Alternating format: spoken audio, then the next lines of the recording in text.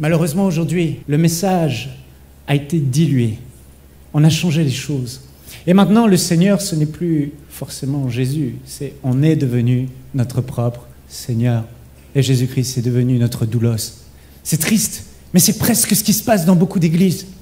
On va en prière, et la majorité de nos temps de prière, c'est Seigneur, donne, donne, donne, bénis, bénis, bénis, bénis. On a tellement mis l'accent sur les promesses et la bénédiction de Dieu qu'on en a oublié son cœur et son caractère. Que la priorité, ce n'est pas ce que Dieu va nous donner. La priorité, c'est ce que nous, on va donner à Dieu. Le message de l'Évangile, le message que Jésus nous a transmis, ce n'est pas « inquiétez-vous pour les choses et demandez à Dieu de vous bénir et la bénédiction de Dieu va vous poursuivre ». Non, son message c'est « cherche Dieu, aime Dieu, donne-toi tout entier à Dieu et lui, en retour, s'occupera de ces choses ». Le message de Jésus-Christ, Matthieu 6, 33, recherchez premièrement le royaume de Dieu, le règne de Dieu dans votre vie et sur cette terre, et sa justice pratiquée, ce qu'il vous demande de faire, et toutes ces choses dont vous avez besoin, il vous les donnera, vous les recevrez par-dessus. C'est cela, frères et sœurs. Revenons au véritable message de l'Évangile. Nous ne devons pas chercher son cœur, mais nous devons chercher sa main. Quand on s'approche de lui, quand les apôtres s'approchaient de Jésus-Christ et du Père, dans la chambre haute, dans la Pentecôte, dans la prière. Ils ne s'approchaient pas pour avoir une plus grande maison. Ils ne s'approchaient pas pour avoir du succès, carrière, la bénédiction. Ils s'approchaient de Dieu pour chercher sa face, pour chercher son cœur. J'ai bien compris une chose, chaque fois que je rentre dans la prière pour faire des prières religieuses et chercher Dieu et prier mécaniquement, rien ne se passe. Mais c'est lorsque tu touches son cœur que Dieu vient.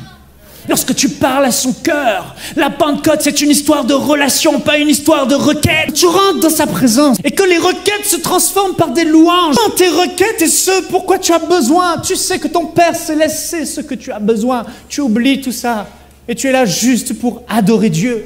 Tu es là juste pour l'aimer, juste pour déverser ton cœur devant lui. Frères et sœurs, tu commences à toucher son cœur et c'est là que Dieu vient. C'est là que Dieu vient. C'est là que Dieu vient.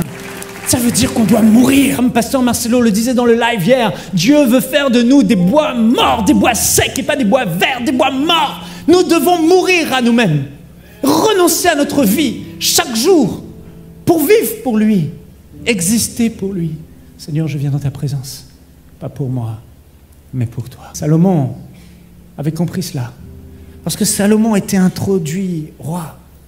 Il a offert à Dieu plus de 1000 holocaustes. Et qu'est-ce qui s'est passé après cela? La nuit même, après avoir sacrifié 1000 holocaustes pour Dieu, en lui offrant ses sacrifices sous l'ancienne alliance, la nuit même, Dieu est apparu à Salomon dans un songe, le cœur touché. On sent Dieu touché, on sent que Dieu est touché dans son cœur. Il dit, Salomon, demande-moi ce que tu voudras, je te le donnerai, en vision nocturne.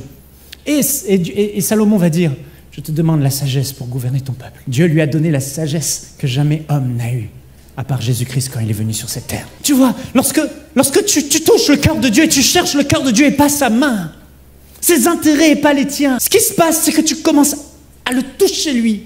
Lorsque ce lépreux est venu vers Jésus, il s'est jeté aux pieds de Jésus.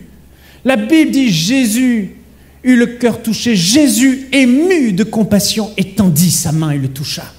Lorsque tu touches le cœur de Dieu, il étend sa main. Lorsque tu touches le cœur de Dieu, il te donne ce dont tu as besoin. La majorité des choses que Dieu nous donne et devrait nous donner, c'est parce qu'on n'a même pas demandé. Mais alors qu'on a cherché son royaume, ces choses sont venues par-dessus. Il est temps que l'Église, on change notre axe. Plus nous, mais toi. Seigneur, ta volonté.